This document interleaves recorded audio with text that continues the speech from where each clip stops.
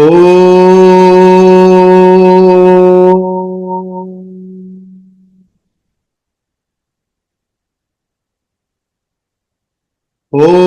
Sahana Vavatu Sahanau Bhunaktu Sahaviryam Karavavahai Tejasvinavaditamastu Mavit Vishavahai. Om Shanti Shanti Shanti.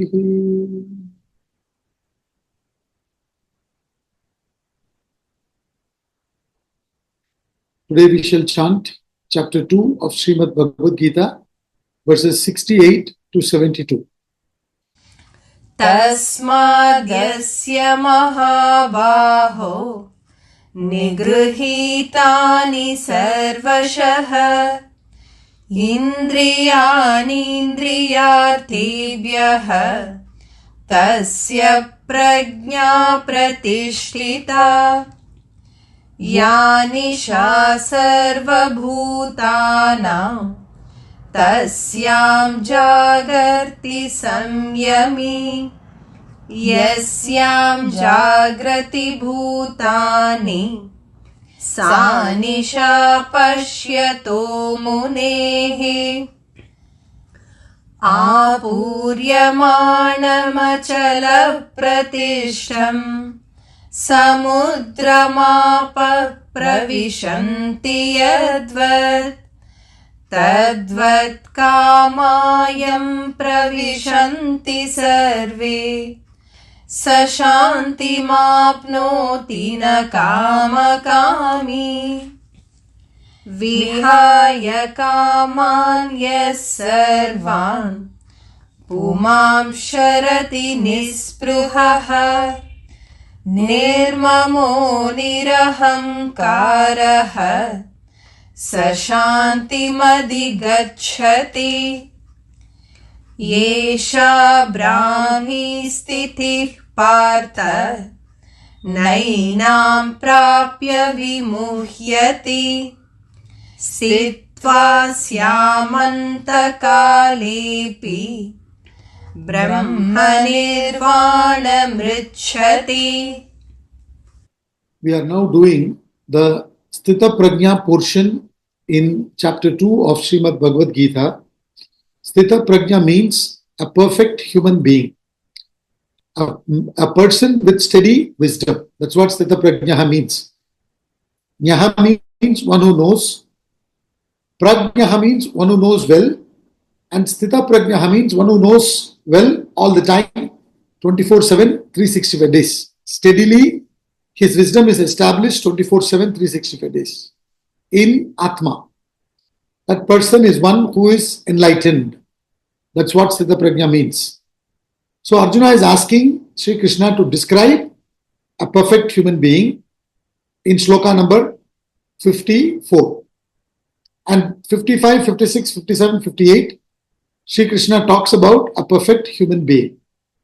And then from shloka number 59 till 68, he talks about how to become enlightened. How to become enlightened, when he talks about, he says, you are that Atma, today you do not know that. So you are deluded to believe yourself to be this body, mind and intellect, whereas you are that Supreme Self. You are imagining yourself to be this limited individual, whereas you are that infinite reality. Now, even if you are informed about this, there is no change going to happen in you. So this is not something that you need to attain. This is something that you need to reveal. This is something that you need to get enlightened about. So the truth from within has to reveal itself, and that is possible only when you quieten your mind. Today, the truth is covered by the agitations of the mind caused by the desires, which is caused by the ignorance of your true nature. So therefore, he talks about the importance of sense control and mind control. And he also talks about how to do that. What happens if you do not strengthen your intellect and control your mind and senses, what will happen if you strengthen your intellect, control your mind and senses? He says if you develop your intellect, if you strengthen your intellect, control your mind and senses, then you will attain peace, happiness, your productivity will increase. And in the calm, serene, pure mind, the truth reveals itself. You become enlightened.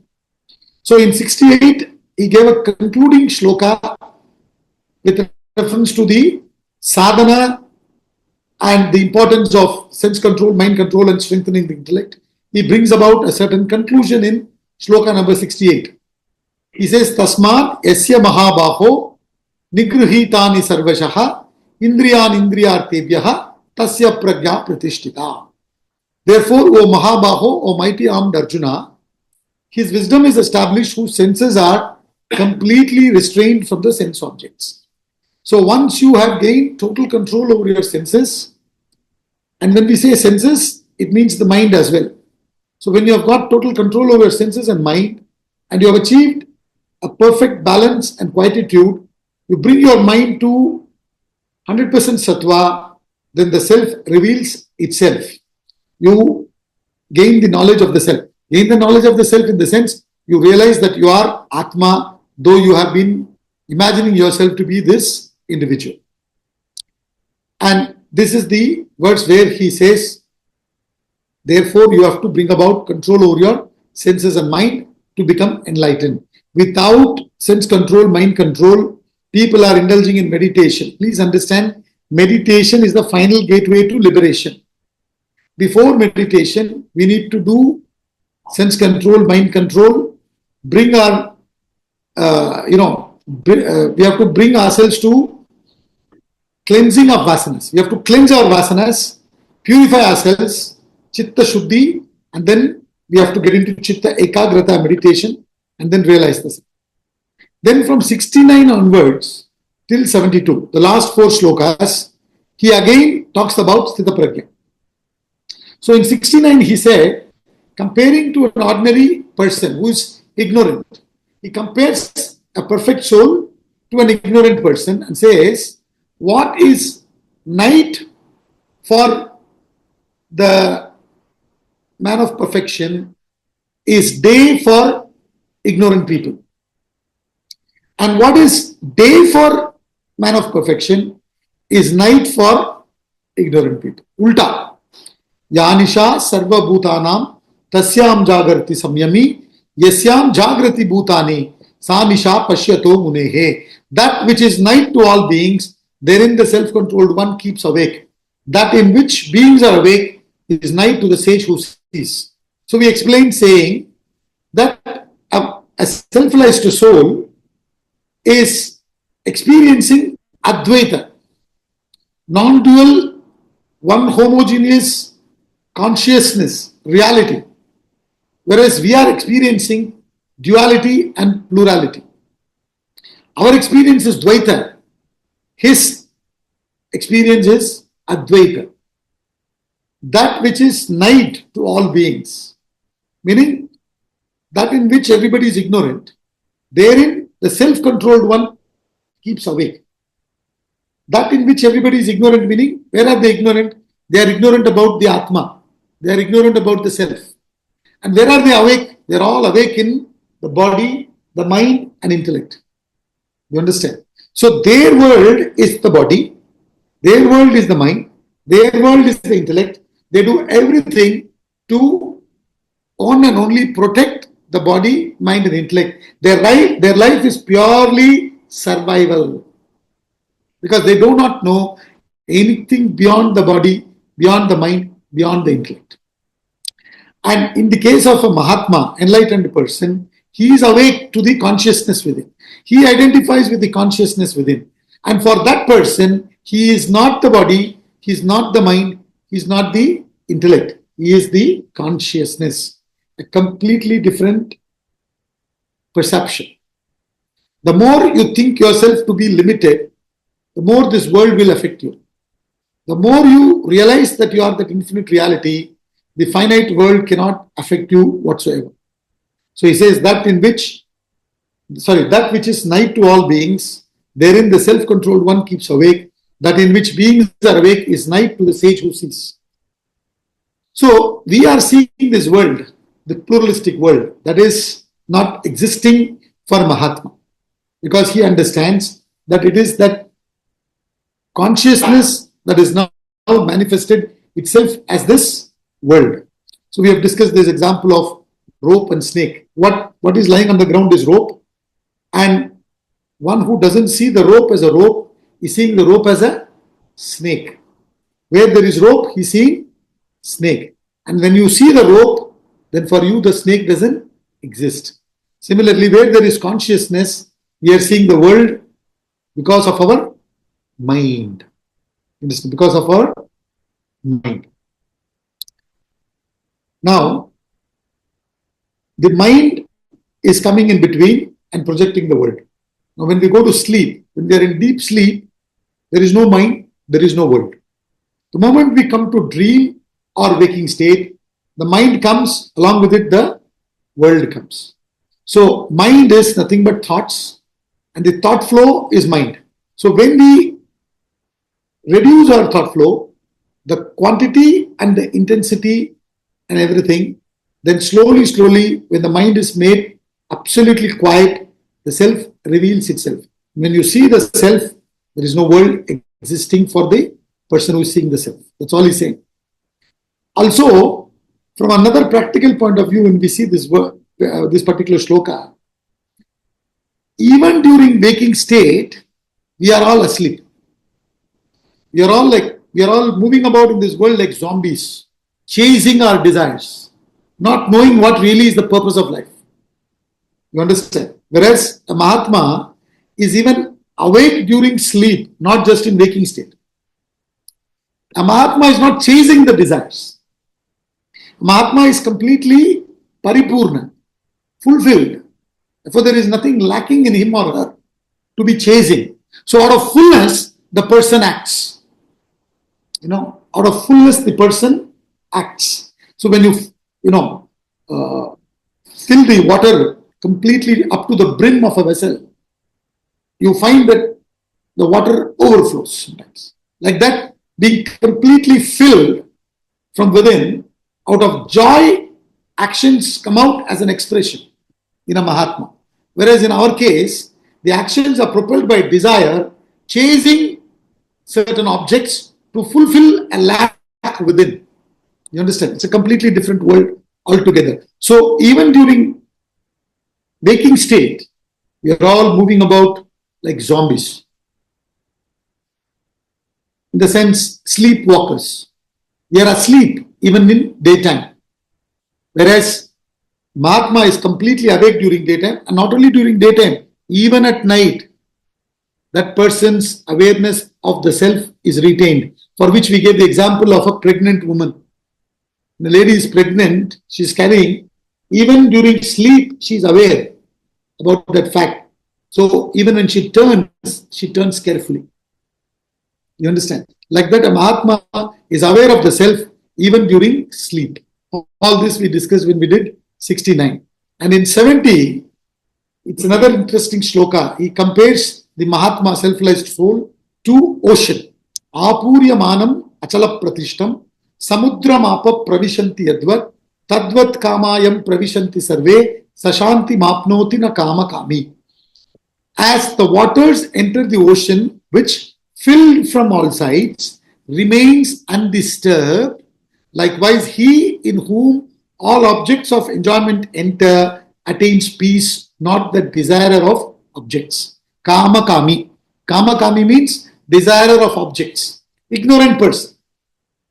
So what he's saying is, like ocean, which is complete, which is filled from all sides, infinite, it's constantly, in ocean constantly the rivers are entering. Each river has its own nature, isn't it? So some are dirty, some are clean. Each one has their particular nature. But when they come and mix with ocean, they lose their nature. Now, if something comes and mixes with the river adapts to that which is mixing with it. Whereas in ocean, anything mixes, that which mixes loses its nature. Ocean doesn't adapt to the thing that is mixing in it. You understand? In us, what happens is, through the senses, the objects are entering. And when the objects are entering, because there is a lacuna within, desire within, we get disturbed, we get agitated, we lose our peace. In the case of a Mahatma, when the object enter, there is no lack, there is no ignorance, there is no desire, there is no reaction, there is no disturbance, there is no agitation. That's what he's explaining. You understand? As the waters enter the ocean, which fill from all sides, remains undisturbed. Likewise, he in whom all objects of enjoyment enter attains peace, not the desirer of objects. Now, in fact, every Saturday morning, 8 to 9, we have online class where we read and discuss the book Vedanta Treatise, The Eternities by Swamiji. Yesterday we started the chapter, The Law of Causation. Now, in Law of Causation, he talks about two laws which are called as Law of Destiny and Law of Karma. Law of Destiny states that you, the present destiny, you are the product of your past actions until this moment, is what Law of Destiny states. You are a product of the past actions. And Law of Karma says, which is an extension of Law of Destiny, it says, you are the product of the past, at the same time you are producer of the future. Whatever you are today is because of your past activities. When we say activities, we mean actions, desires, thoughts.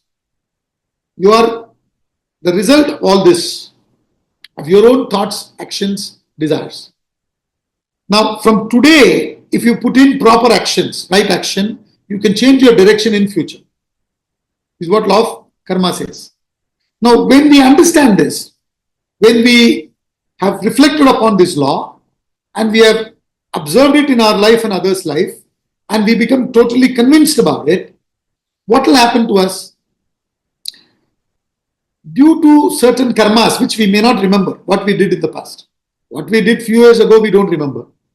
How we will remember what we did when we were small children or when we were in previous janmas? You understand? So therefore, we don't know. So, but whatever happens, whether it is good or bad, especially bad, for example, we understand that something I must have done in the past, as a result of which this experience I need to go through now. This knowledge is not there in an ignorant person. So what happens to that person? When something negative happens, he cannot take it, isn't it? So what did I do to deserve this? Why this is happening to me? I don't understand this. I've been only so kind to people. I've been praying to God constantly. He goes on cribbing, isn't it?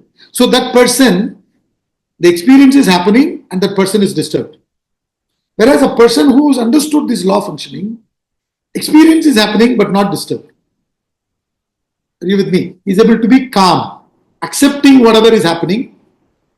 Must be because of something that I did in the past, I accept. But at the same time, I see the potential to change it in my present. I quietly, calmly start functioning, doing the right actions to change my future.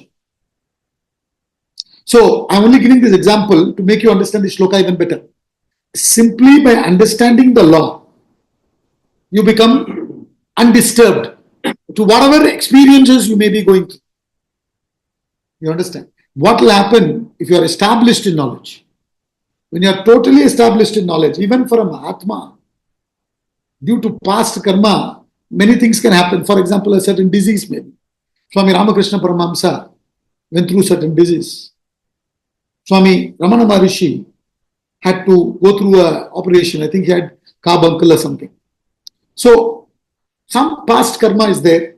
As a result, certain things they had to face. You understand? So, when you are experiencing something, when a new contact enters you, What is the difference between a Mahatma and ignorant person? He says, like ocean is not disturbed when the rivers are entering, when the experiences, when the desires, the objects, desired objects enter. Mahatma is not disturbed. Whereas an ignorant person is completely disturbed because he is full of karma. And why that karma is there? Because of ignorance. Ignorance of his true nature. Are you with me? Therefore, the person gets completely disturbed. This much we have seen till shloka number 70. We have seen. Now let's get on to shloka number 71. विहाय कामान्यः सर्वान् पुमां शरति निःस्पृहः निर्ममो निरहङ्कारः स शान्तिमधिगच्छति. That man who abandons all desires and moves about without earning, without the sense of I and mine, he attains peace. Vihaya kaman yaha sarvan. Exactly the same thing what he said in shloka number 55. When Arjuna asked, please talk about Siddha Prajna. Isn't it? What was that? What was the question Arjuna asked? Siddha Prajnasya ka bhasha samadhistasya keshava siddhi kim prabhasheta kim asita rajeta kim. That's what he asked. Isn't it? Please describe Siddha Prajna. How does he sit? How does he walk? How does he talk? These things he asked. Isn't it? For which, what did Sri Krishna says? Prajahati yada kaman sarvan partha manogatan atmaniyeva atmana tushtaha stita prajnyas tadochyate. Shloka number 55. Prajahati yada kaman sarvan partha manogatan. When a man rises above all the desires. You understand? Same thing is saying here. One who has abandoned all desires. One who has abandoned all desires means what? It's not that he's denying the desires. The desires are not there. Why? See, we have discussed this many times. What is the root cause of desires?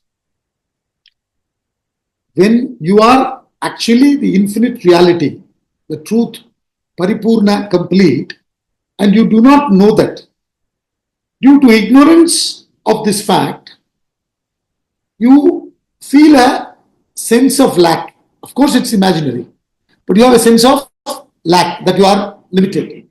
You don't know that you are complete. You have a sense of limitation. You feel that you are limited. As a result of this imagination, your thoughts run outwardly, you understand, to find what? Completion. To find completion. So when the thoughts run towards the world to find completion, it's called desires. It's called desires. Now, this is not there in a Mahatma.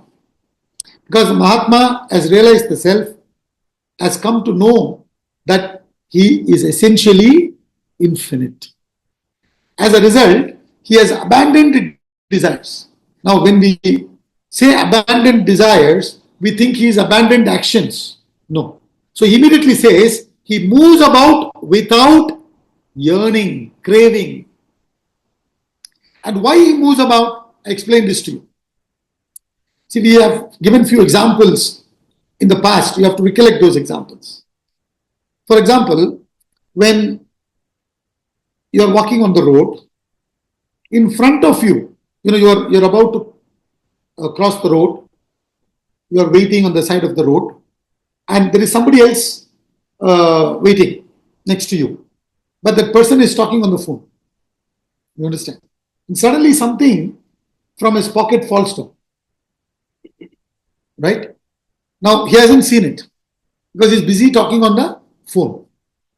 You bend down, you take that and give it to him. Say, excuse me, is this yours? You give it to him. Now, did you have a desire in you to do that action? or you're waiting for somebody's things to fall so that you can help. It was spontaneous, isn't it? You had no desire doing that action. Something fell down, you were there, spontaneously you did it. Are you with me? Now, exactly like that, a Mahatma functions. Not functioning propelled by desires. So he beautifully says, when a man has abandoned all desires, but moving about without craving, without looking for something to feel satisfied. Out of satisfaction is moving about. Out of completeness, you are acting. It is more like dancing. Understand? It's more of expression. Your action is more of an expression. Your nature expresses itself. So he says that man who abandons all desires and moves about without earning, without the sense of I and mine. Without the sense of I and mine. He says, Vihaya kaman yas sarvan pumans charati nisprihaha nirmamo nir ahankaraha. There is no mamatvam, there is no ahankara. Mamatvam, this is mine. There is no possessiveness. Nor does he have this arrogance or this attitude that I am the doer, I am everything, I am supreme. There is no arrogance in him. He attains peace. See, it's very interesting. What he's saying here is, when you have analyzed about yourself and when you have analyzed about the world thoroughly and you have come to a conclusion and you have, how would I say, and you have brought about the transformation through that conclusion, then you will not be able to have, you will not have any I-ness or mine-ness, because you understand thereafter that this individual is not me. I am actually that which is indivisible. You must remember these two words: individual, indivisible. Today my understanding about myself is I am an individual. What Vedanta is saying is, you are not an individual, you are that indivisible reality. You understand? This is the farak. This is the difference. So he says, you will not have the I and mine. There is no sense of separation from the total. The sense of separation is madness, is due to ignorance. And once you have understood the truth about yourself and the truth about the world, when you know that there is no joy in the world outside, why will you crave for it?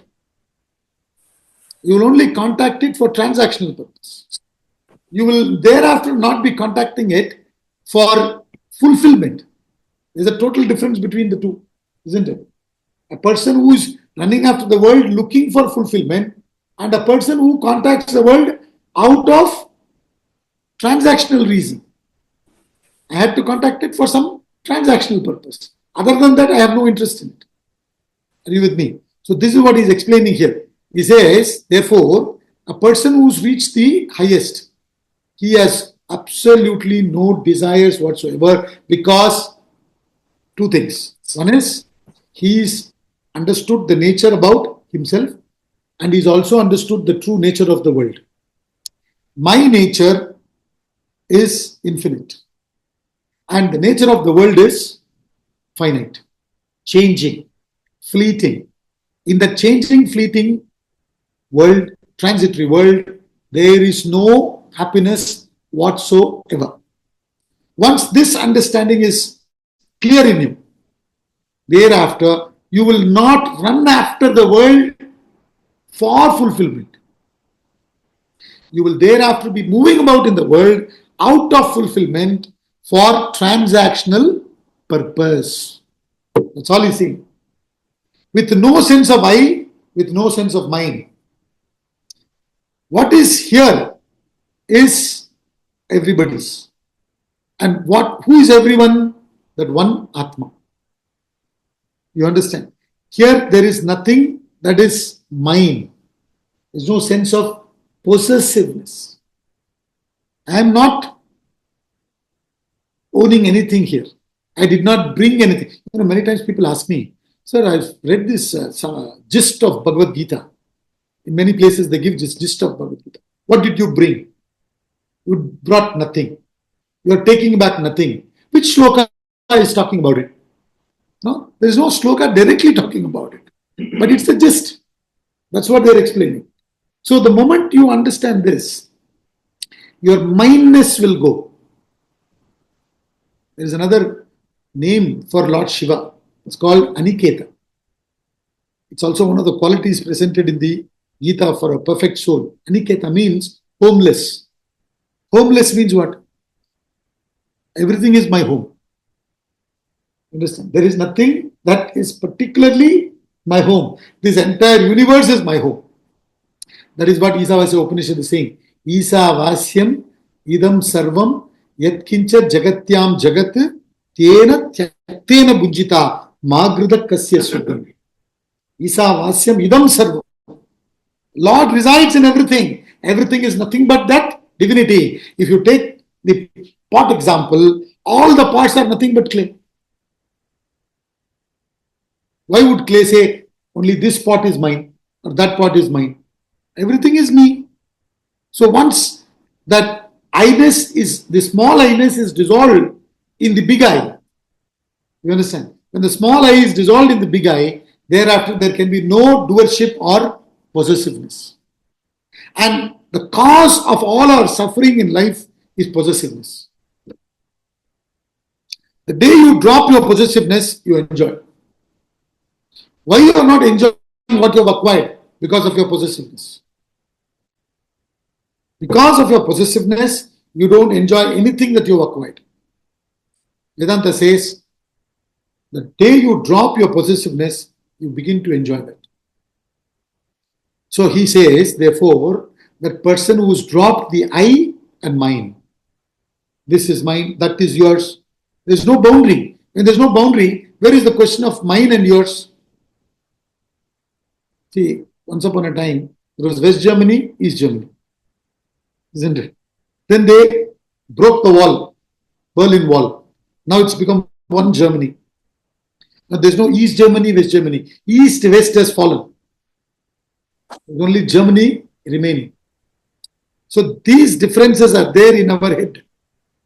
And through knowledge, when these differences are removed, thereafter all these differences go. What will remain? Only the consciousness will remain. Only the pure divinity will remain. Thereafter, there is no possessiveness whatsoever, which is the one which is polluting. What pollutes is your possessiveness. So that is removed. So when you understand the true nature of yourself as infinite reality, and when you understand the true nature of the world, from outside it is finite, from deeply it is also nothing but another form of the same divinity. So there is divinity within, there is divinity without, there is infinity within, there is infinity without, there is only one infinite reality. So in that infinite reality, I and mind dissolves. The moment I and mind dissolves, there is peace. See, all of us believe that our work is giving us stress. Work is not giving us stress. The I and mind in the work is giving us stress. The sense of doership in work is giving us stress. You drop the sense of doership, there is no stress. You'll be tirelessly working, and when the body has become really exhausted, you fall off to sleep. There is no mental fatigue when you have dropped the sense of doership. It's due to the sense of doership that you get this fatigueness in the mental fatigue and all that. So that's what he's explaining here. So he says, once you have gained this knowledge, that man, what happens is he'll abandon all desires. And without desires, with pure love, he'll be moving about without any craving, purely for the transactional purpose. And how he'll be moving about? Without the sense of I am doing, without the sense of this is mine. When the I is dropped, the productivity is maximum, and inside also there is tremendous peace. That's what he explained. Now the last shloka of this chapter. One more shloka. 72. Yesha Brahmi Stitih Partha Nainam Prapya Vimuhyati Sitva Syamanta Kalepi Brahma Nirvana Mritchati. This is the state of Brahman. O Partha, O Arjuna, attaining this, none is deluded. Being established therein, even at the end of life, one attains oneness with Brahman. Now, he says, in this shloka, he is talking mainly about two things. What he is saying is, so far what I have spoken to you, from shloka number 55 till 58 and 69 to 71, this is the state of Brahman. Yesha Brahmi Sthiti. This is the state of Brahman means what? This is that enlightened experience. See, we are borrowing the word experience. Enlightenment is not an experience. In that enlightenment, the experiencer and the experienced merges. But to communicate, we need to borrow certain words. Therefore, I am borrowing words and saying that it is an enlightened experience that he is talking about. This is the state of Brahman, O Partha, Arjuna. What? State of Brahman means being desireless, being egoless, being non-possessive, absolutely non-possessive, simply functioning out of pure love. This is the state of Brahman, O Partha. Now, okay, this may be the state. Attaining that, what will happen to me? There should be some benefit. See, always, how much ever we say, don't look for the result. Don't worry about the result. Always you have the habit of asking, Faida kya? Faida kya? Usme, what will I get? What will I get? His mind wants something. So he's explaining what is the fruit, what is the benefit. What is the benefit of attaining that state? We have gone through being in this state of finitude, being in the limited condition, functioning this way, looking forward for Friday evenings. This is our condition. Today, we know about this. We have gone through life for so many years, doing the same thing mechanically, running after the material world as an end all and be all of life. We know what is the benefit we have got out of it. We feel we have acquired much, lot more, but inside there is sense of dissatisfaction. Are you with me? This is the state of individual. And the state of indivisible he described so far.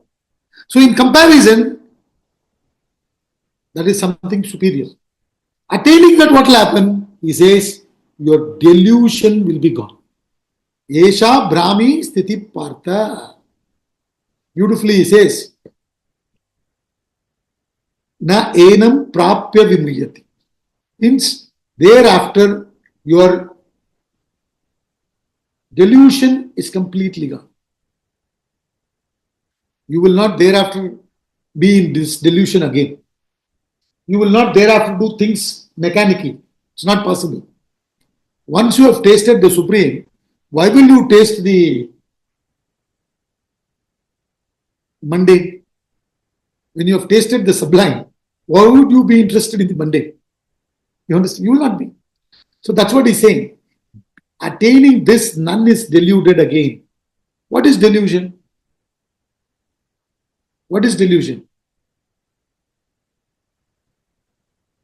To think that there is something lacking in me. To think that I am imperfect.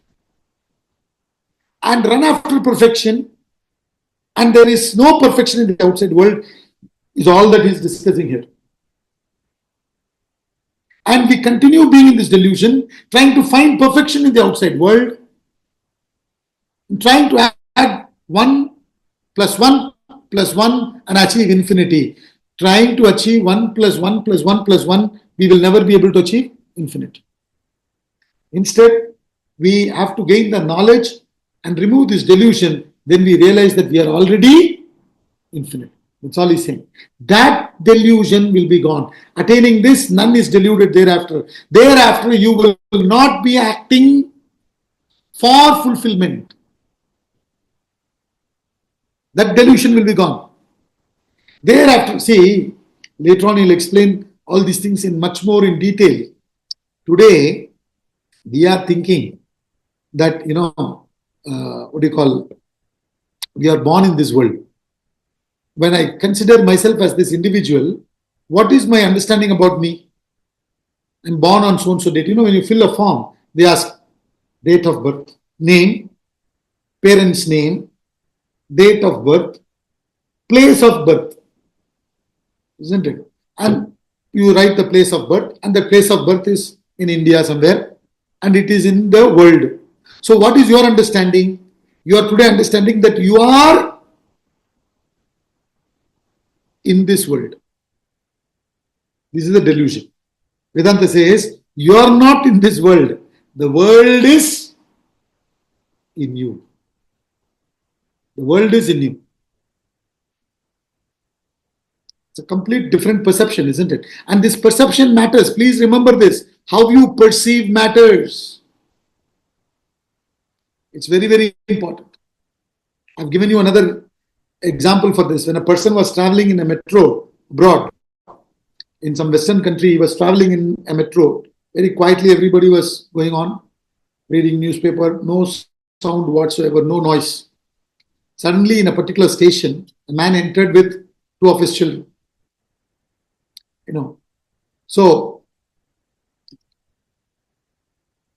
their children were making a lot of noise, running around.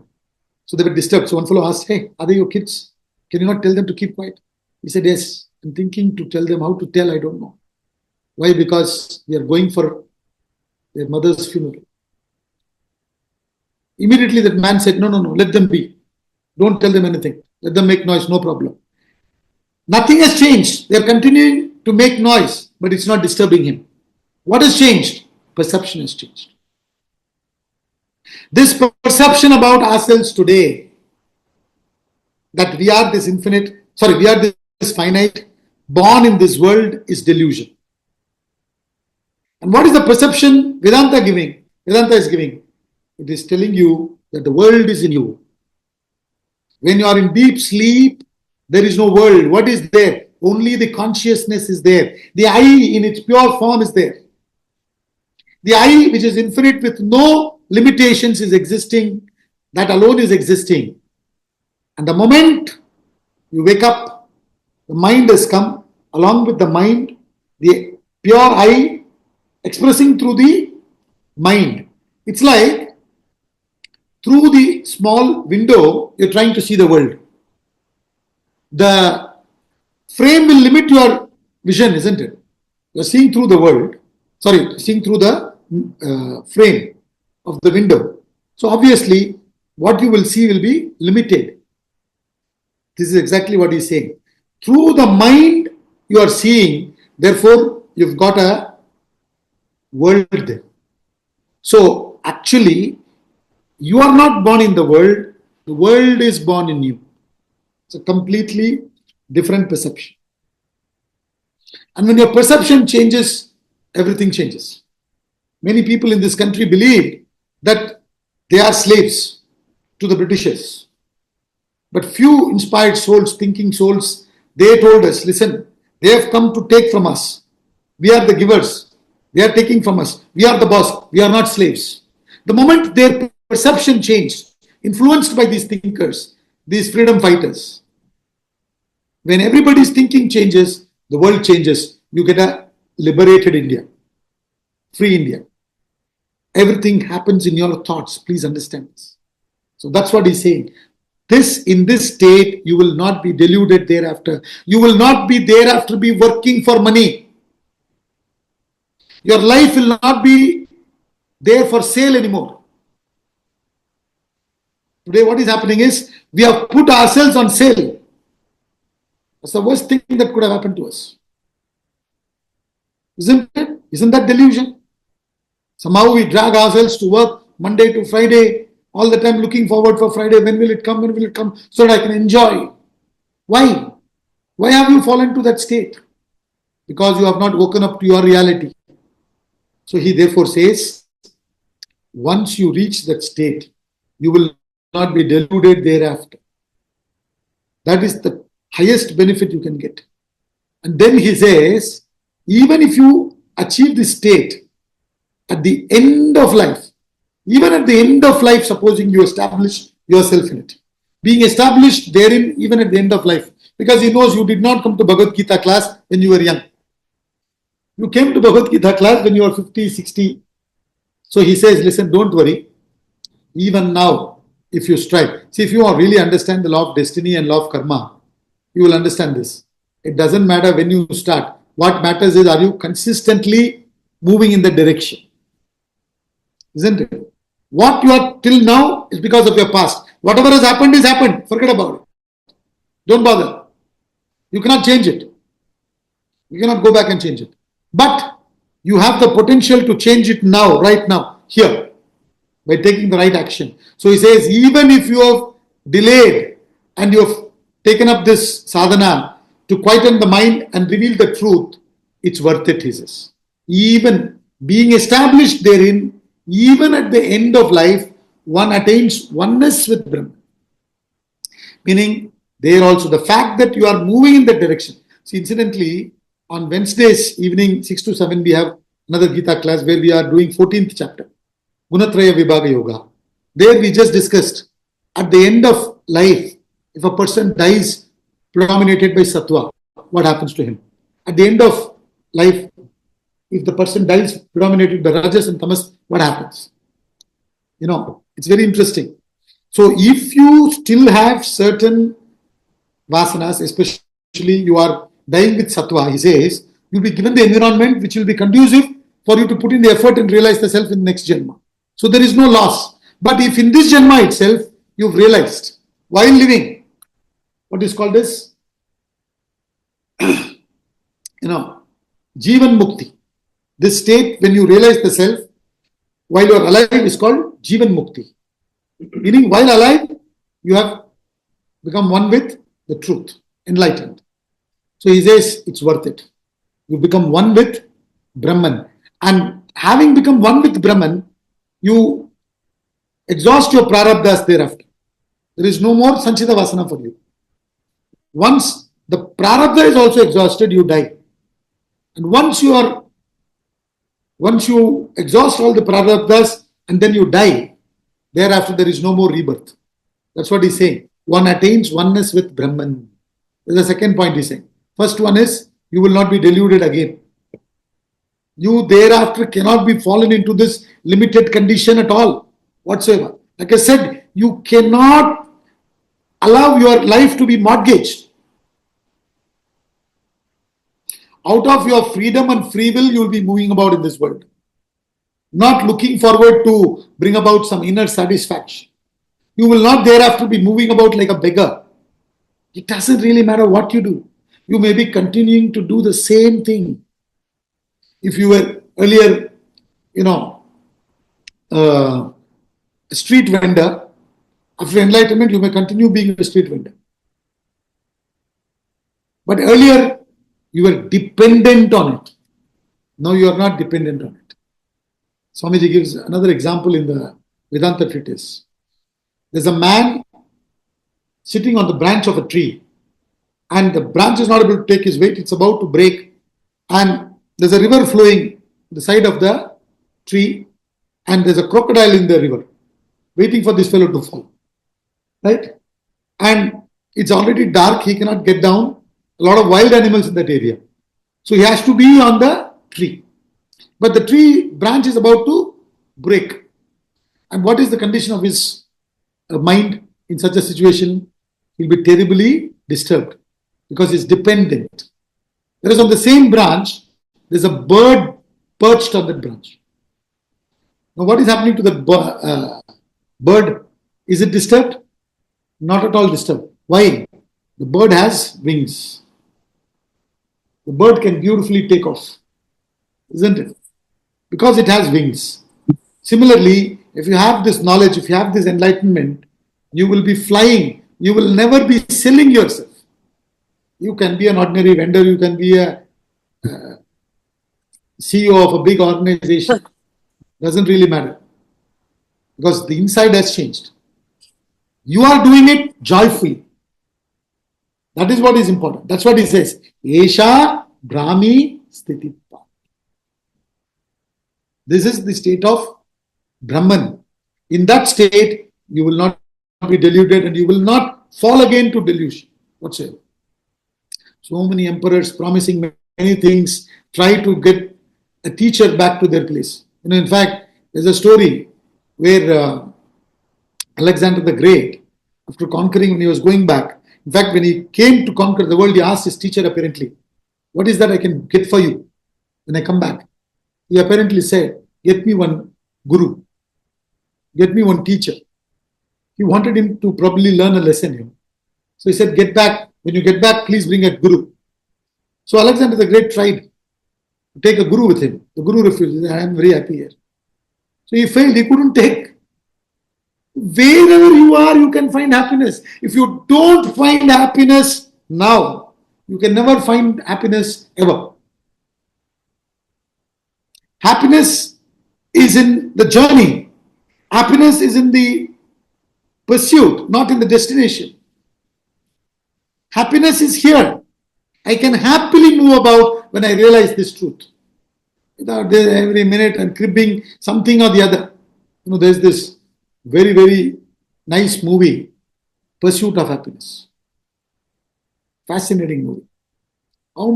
He goes through tremendous challenges, difficulties. His wife leaves him. Many things happen, series of mishaps. But he continues. And in one particular scene, he tells his son, anybody telling you at any time that it is impossible, you cannot do it, don't believe it. Even if it is me. Even if it is me. It's a very, very nice movie. If you haven't seen it, please see it. So, why should the world have an effect on me? It is because I am deluded today. This is what I need to understand. So when I gain this knowledge and I have opened up my true potential, thereafter I won't be going for 9 to 5 job. Even if when I say 9 to 5 job, I won't go. Please don't misunderstand. You will not go and resign your job. They are paying for your service. They're not paying to you.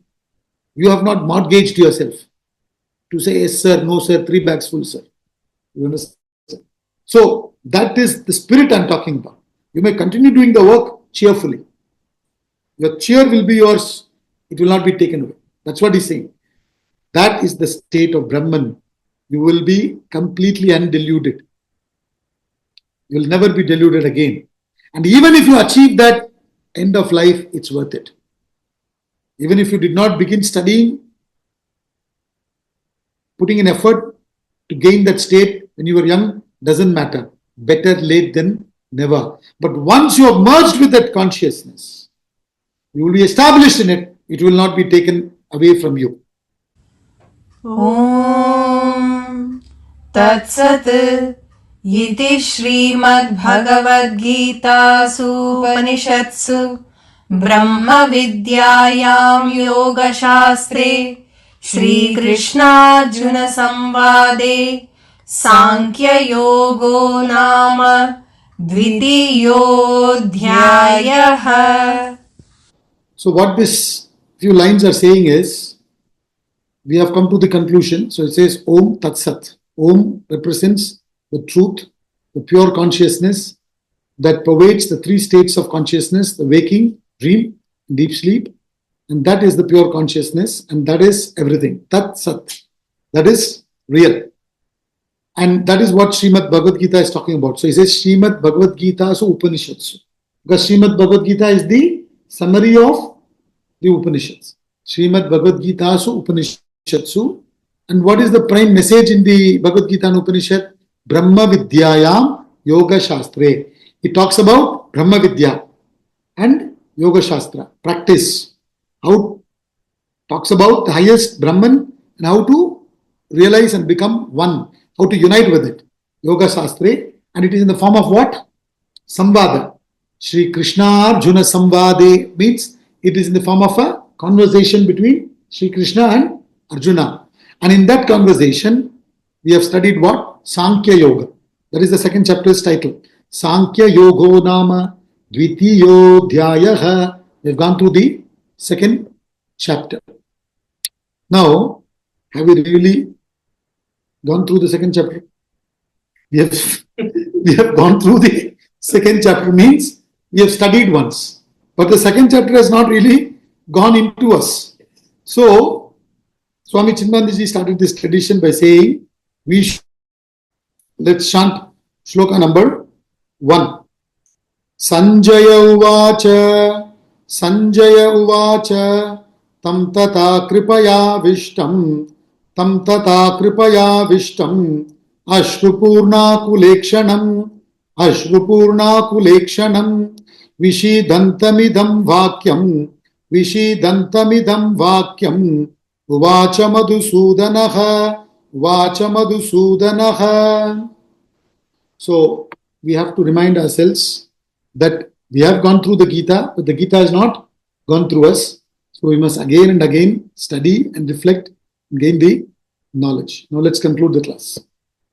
Next week, I shall do summary of the entire chapter 2. Let's conclude the class.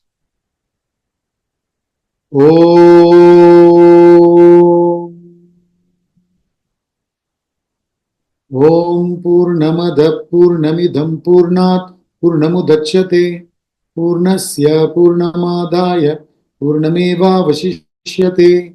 Om Shanti Shanti Shanti.